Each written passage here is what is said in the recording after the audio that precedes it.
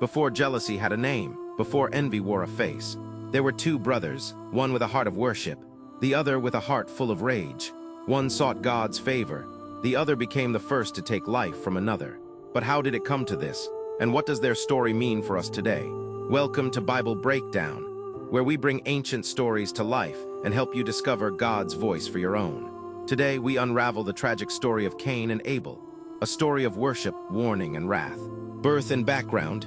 The story begins in the book of Genesis, chapter 4.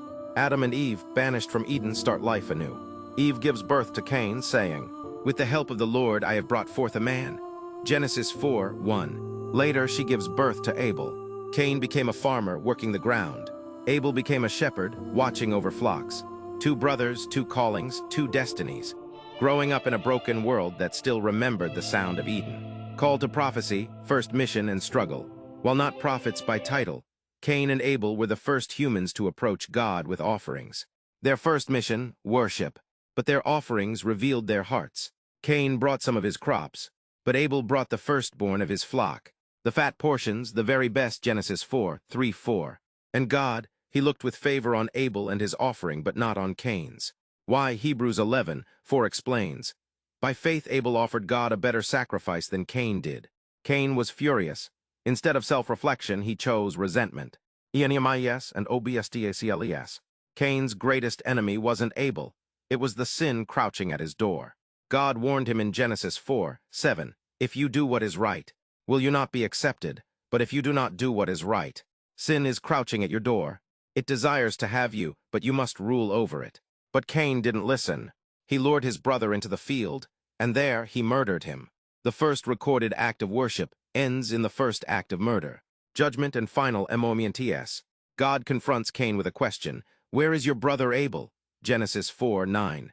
Cain lies, "I don't know. Am I my brother's keeper?" But Abel's blood cried out from the ground. And God cursed Cain, banishing him to a life of wandering.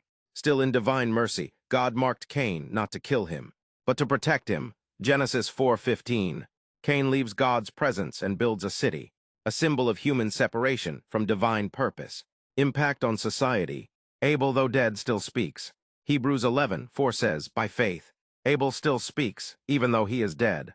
Jesus even mentions Abel in Matthew 23:35, calling him righteous Abel, the first martyr of faith. Cain and Abel set the stage for every future battle between the spirit of worship and the spirit of rebellion. Today we still choose Cain or Abel. Do we give God our leftovers or our first fruits? Do we respond to correction with humility or with hate? Are we keeping our brothers or killing them with our silence, jealousy, or judgment? Just like Cain, sin still crouches at our doors. But God still warns us and gives us the strength to rule over it. Friend, maybe today you're feeling unseen. Unloved, maybe you've made a mistake like Cain. Or maybe you've been faithful, like Abel, but feel forgotten. Let this story remind you, God sees your offering. God hears your heart, and God's grace is still available. Engage and inspire. If this story moved you, don't keep it to yourself. Comment, "I choose Abel's heart," if you're committed to living a life of true worship. Subscribe, like, and share for more Bible Breakdown episodes, because these ancient stories still carry today's answers.